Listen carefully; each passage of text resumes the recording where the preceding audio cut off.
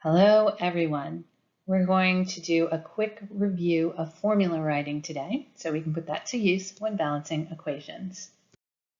So I have here question number 1 from worksheet 2 called Writing and Balancing Equations. Okay, so this is part of your homework, so these are a few that we're just doing together. I want to write the balanced equation for this word equation. So the first thing I need to do is write the formulas for anything that appears in that equation. So my first formula I need to write is for magnesium bromide. So in order to write that formula, I have to first think about what kind of compound magnesium bromide is. And to determine the type of compound, I look at the first element, right? And I check to see if that first element is a metal or a non-metal. And for magnesium, it's a metal. The reason I know magnesium is a metal is because I can look at the periodic table and find magnesium, and it's on the far left-hand side, and there's a little break in the periodic table. It doesn't show up on this one, but I'm drawing it in, the little stair step we call it, and that little stair step separates metals from non-metals. So essentially everything on the left side of that stair step is a metal. The exceptions are hydrogen's not a metal, right? It's considered a non-metal.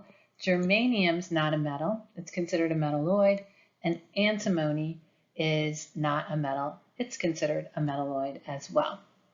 So magnesium's definitely a metal, right? And if you ever forget which side of the periodic table metals fall on, think of a metal that you're familiar with, iron or silver, right? And just check and see where they fall. It's going to be on the same side.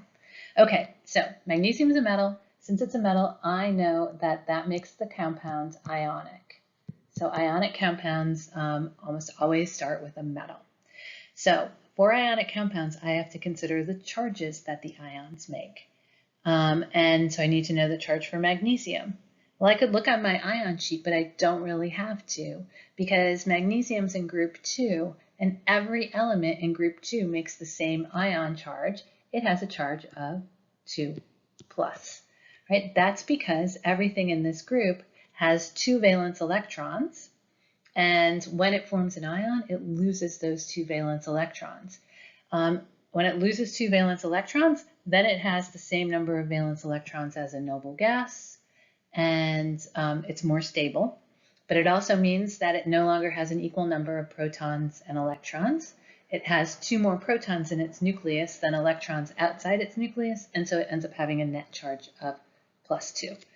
For group 1, right, they only have 1 valence electron, so everything in group 1 has a charge of +1. And then we can also go for any metals in group 13, they have a charge of +3.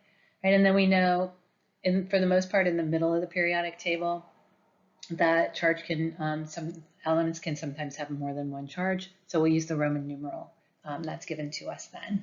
Okay, so I've determined that magnesium has a charge of 2+, and now I have to think about bromide.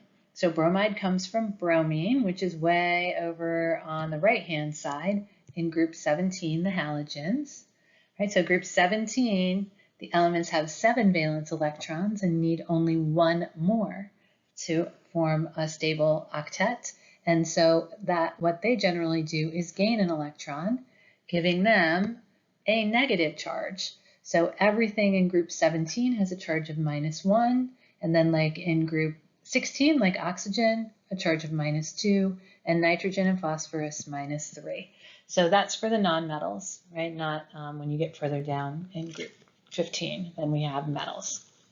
Okay, so bromine is in group 17, so the bromide ion has a charge of -1. When I put these formulas together, they have to have the same number of pluses and minuses.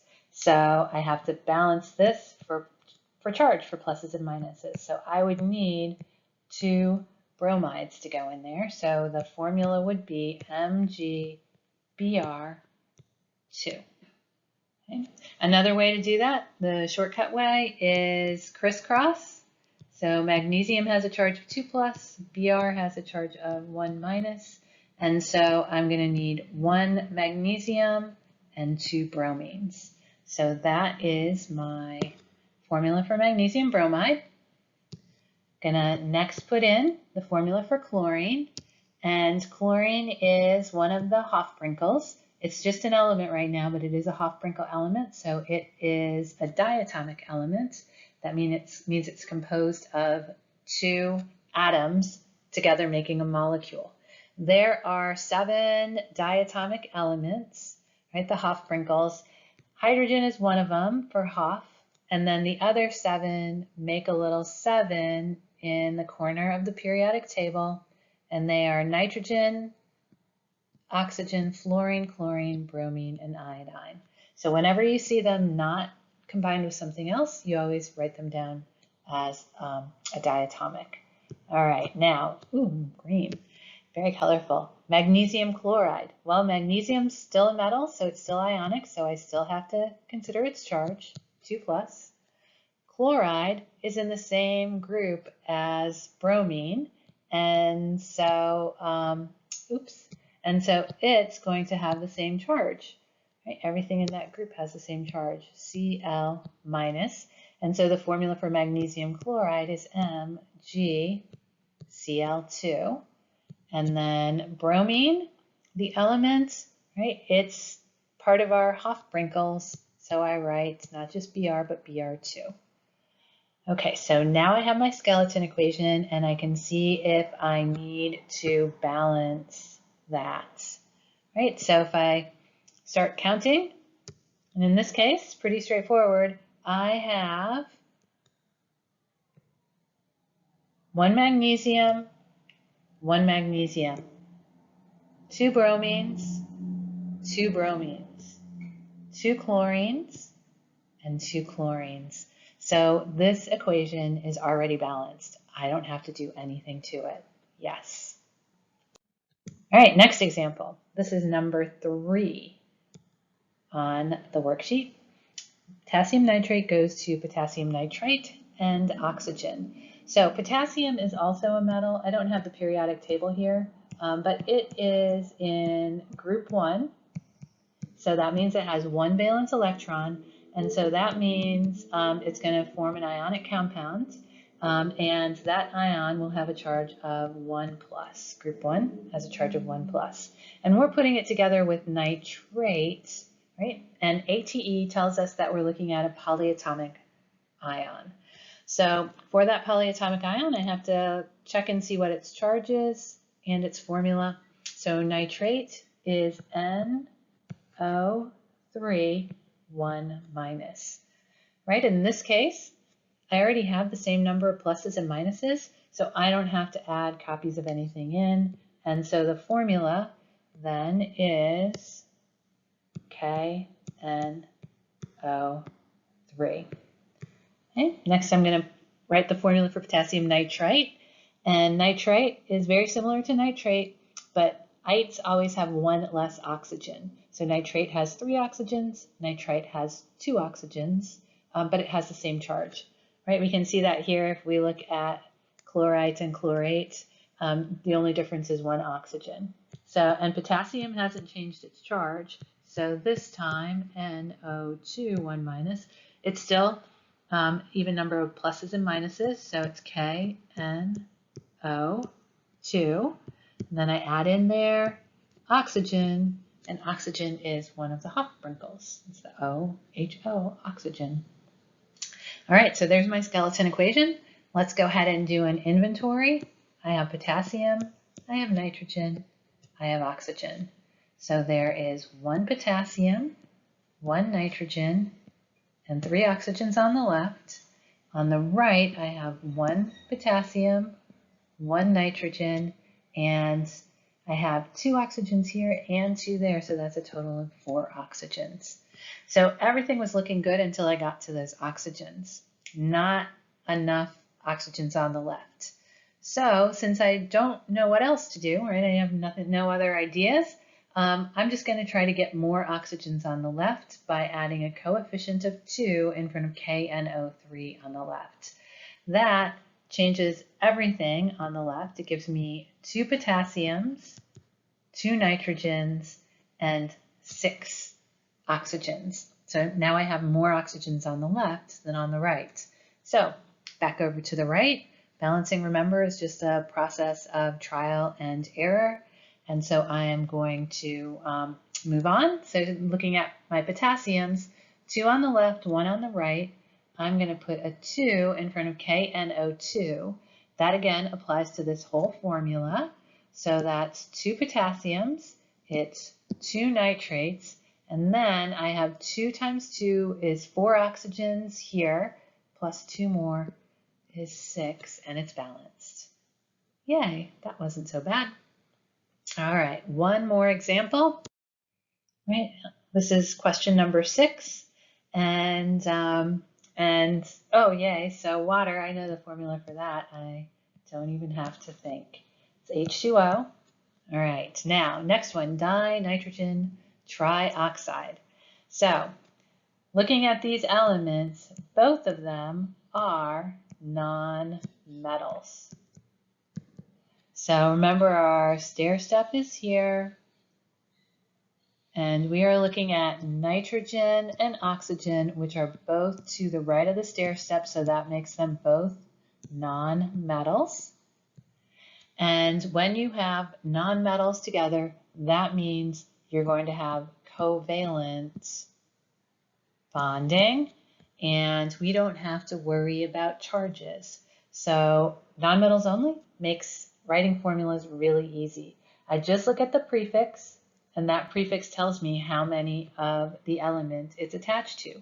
So the di tells me that I'll need 2 nitrogens, and the tri tells me that I'll need 3 oxygens. So that is N2O3. Okay, and then that is going to nitrous acid.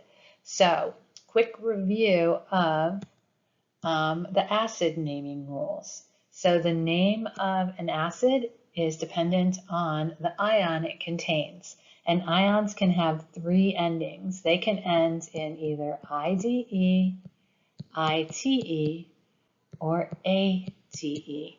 That's our anion ending.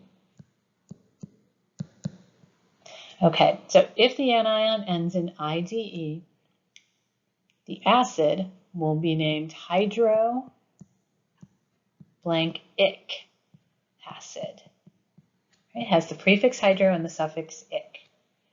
If the anion ends in ITE, your acid will have no prefix. It will just be called us, prefix OUS acid.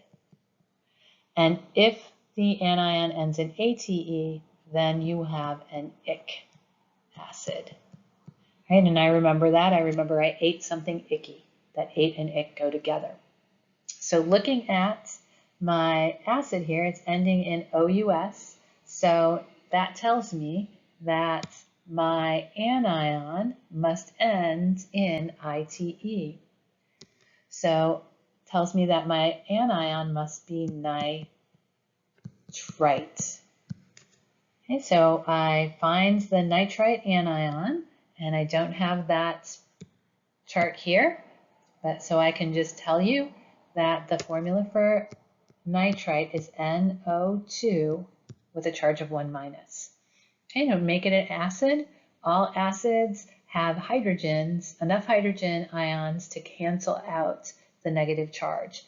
And so each hydrogen ion has a charge of +1. I just need 1 hydrogen to go with that nitrite, and that will give me my acid.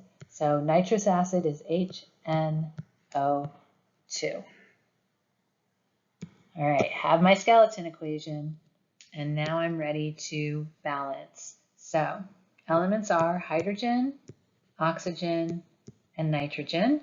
On the left, I have 2 hydrogens, I have 3, and I have 4 oxygens, and I have 2 nitrogens. And on the right, it's 1 hydrogen, 1 nitrogen, and 2 oxygens. Okay, so hydrogens are out of balance first thing. It doesn't matter where I start, but a lot of times you don't want to start with oxygen because it's in 2 things on the left. So I'll start with either hydrogen or nitrogen. Hydrogen's at the top. What do I need? I need more hydrogens on the right. So I'm going to put a coefficient of 2 in front of HNO2. That changes everything on the right. 2 hydrogens. Now I have 2 times 2 is 4 oxygens and 2 nitrogens, and everything's in balance. Okay, so that worked out really well, but let me say one last thing before I say goodbye, and that is sometimes you write the formulas and then you start balancing the equation and you go back and forth and things just aren't working out. So if that's the case, what you should do is stop and then check that you wrote the formulas for all the compounds correctly. Maybe you made a tiny little error. You did a nitrate instead of a nitrite, right? And that means the equation won't balance. So just check that initial work. Yeah, and always remember, first you write the formulas, then you balance the equation. All right, so there's our little review. Thanks, and have a good one.